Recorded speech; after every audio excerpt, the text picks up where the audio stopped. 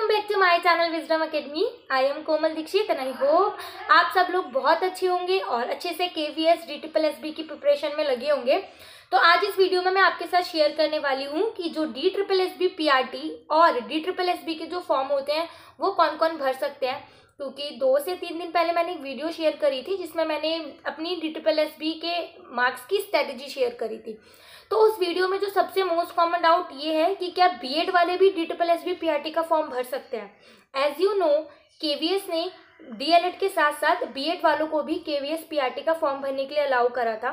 तो same doubt बहुत सारे बीएड वाले बच्चों का है कि क्या DSSB PRT के जो फॉर्म है वो बीएड वाले भी भर सकते हैं। तो आज इस वीडियो में हम ये डिस्कस करने वाले हैं। और सेकेंड चीज़, जो जैसे अगर हम एक स्टेट का एग्जाम भरते हैं और हम किसी और दूसरे स्टेट से हैं, लेट्स सपोज अगर मैं दिल्ली की हूँ और मैं अगर यूपी का कोई भी एग्जाम फिल करती हूँ तो मैं जनरल में काउंट होंगी। नो मैटर मैं SC कैटेगरी की हूँ, मैं OBC कैटेगरी की हूँ, मैं कौन सी भी कैटेगरी से हूँ, बट मैं यूपी में जनरल काउंट होंगी जस्ट बिकॉज मैं अदर स्टेट से हूँ। तो क्या सेम चीज़ ये दिल्ली में भी है? क्या ये दिल्ली में भी चीज़ अप्लाई होगी? तो ये सारी चीज़ें हम डिस्कस करने वाले हैं। वैसे तो मैं जनरल कैटेगरी ही है मेरी, अगर आप लोग फिर पूछने लगो कि आपकी कैटेगरी क्या है, जनरली कैटेगरी है। मैं जस्ट एक एग्जांपल दे रही हूँ, ठीक है। तो स्टार्ट करते हैं, ज़्यादा टाइम नहीं वेस्ट करना। देखो DSSB PRT में अभी तक जितने भी पेपर हुए हैं, लाइक तो 2019 के बाद 2022 लास्ट ईयर मार्च में 4 दिन में जो एग्जाम हुआ था DSSB PRT का, उसमें जो फॉर्म भर सकते थे ना वो सिर्फ DLED वाले ही भर सकते थे। DLED चाहिए plus CTET, DLED, BTC, diet जो भी नाम होते हैं, ETE, ये सब चाहिए था और CTET चाहिए था। बीएड वाले अभी तक DSSB PRT में अलाउ नहीं थे।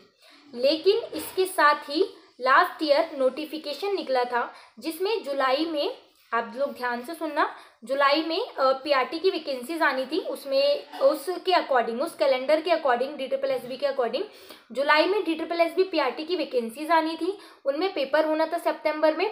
तो उन वाली वैकेंसीज में जो आनी थी उसमें DSSB ने बीएड वाले अलाउ कर दिए थे।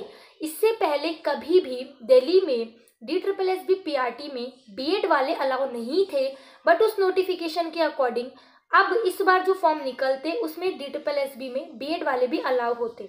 बट अनफॉर्चुनेटली DSSB ने अपना वो कैलेंडर वापस ले लिया। मीन्स वो वैकेंसी कभी निकली ही नहीं, वो वैकेंसी अभी तक आई नहीं। अगर वो वैकेंसी निकलती तो बीएड वाले फॉर्म भरते, अदरवाइज अभी तक तो नहीं भरी थी। और अब रही बात कि अब वो आगे भी अलाउ होंगे या नहीं, तो उसके लिए ये है कि जब न्यू नोटिफिकेशन आएगा तो उसमें क्या न्यू क्राइटेरिया रहेगा ये उससे पता चलेगा। अभी हम एकदम से नहीं कह सकते कि बीएड वाले भी भर सकते हैं नहीं, क्योंकि अब तक नहीं था। एक बार ही अलाउ करा था और वो वैकेंसी अभी तक आई नहीं है, क्योंकि वो विड्रॉ हो चुकी है, वैकेंसीज वापस ली जा चुकी हैं। तो अभी तक उसके बारे में हमें कोई नोटिफिकेशन नहीं मिला है। और अगर हो सकता है कि एक बार अगर DSSB ने अलाउ कर दिया है तो हो सकता है आने वाली वैकेंसीज में भी होगा। और डेफिनेटली अगर वो वैकेंसीज दोबारा आती हैं तो येस, DSSB में बीएड वाले भी अलाउ होंगे। बाकी जब वो नोटिफिकेशन आएंगी, वैकेंसीज निकलेगी, वो तब आपको क्लियर हो जाएगा। जैसे भी KVS वालों ने भी अलाउ करा हुआ है, बट स्टिल कोर्ट में है ये केस। उसमें लिखा हुआ है ना, जब आपने फॉर्म भरा होगा कि फाइनल डिसीजन कोर्ट के द्वारा क्या लिया जाता है, उसके बाद ही कंफर्म होगा कि बीएड वाले फॉर्म अलाउ होंगे या नहीं। जब तक सुप्रीम कोर्ट या कोर्ट की तरफ से कोई ऑर्डर नहीं आ रहा, ये सब चले ही जा रहा है प्रोसेस। बट एक फाइनल डिसीजन जब ही लिया जाएगा जब कुछ डिसीजन आ जाएगा।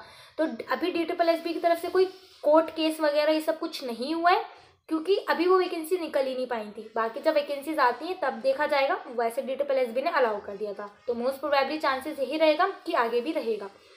सेकेंड चीज़ जो आपका क्वेश्चन था कि दिल्ली में अदर स्टेट का कितना % कोटा होता है, कितने % कोटे से अदर स्टेट भर सकते हो। तो जो अदर स्टेट वाले होंगे उनके लिए बहुत अच्छी गुड न्यूज़ है। एक गुड न्यूज़ ये है क्योंकि आपको किसी भी कोटे में से आपको लड़ाई नहीं लड़नी, आपको ओवरऑल सीटों पर ही मिलना पड़ेगा। क्योंकि कोटे कब मिलता है, जब कोई भी एक स्टेट होता है ना और आप अदर स्टेट के लिए लड़ाई लड़ते हो या अगर अलग कंपटीशन जाते हो तो आपको अदर स्टेट का कोटा मिलता है। बट यहाँ पे दिल्ली एक स्टेट नहीं है, दिल्ली एक यूटी है। दिल्ली एक यूनियन टेरिटरी है, तो दिल्ली ही नहीं किसी भी यूनियन टेरिटरी में अगर आप कोई भी कंपटीशन एग्जाम देने जाओगे ना, तो आपको ओवरऑल जितनी भी सीटें ना उन पे फाइट करने को मिलेगा। मीन्स आपके लिए 100% कोटा है।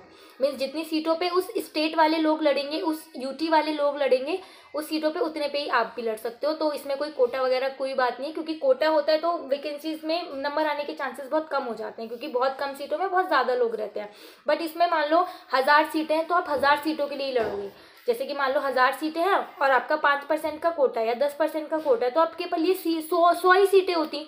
बट अब तो कोई कोटा ही नहीं है, तो आपके लिए तो 1000 की 1000 सीटें हैं, तो आप 1000 सीटों पे लड़ सकते हो। ये था आपका सेकंड डाउट। दूसरे वालों अदर स्टेट के लिए कितना रहता है, तो दिल्ली स्टेट नहीं है, एक यूटी है, तो आप पूरी सारी सीटों के लिए लड़ाई लड़ोगे। एक जनरल वाले के लिए भी बराबर हो, EWS OBC सब पे आपका बराबर हक है। डाली थी अपनी स्ट्रेटेजी वाली। ये 2-3 डाउट थे जो मुझे वहाँ से मिले थे, तो मुझे लगा वो सॉल्व करने ज़रूरी है। सो आई होप इस वीडियो के थ्रू आपको आपके सारे आंसर्स के जवाब मिल गए होंगे।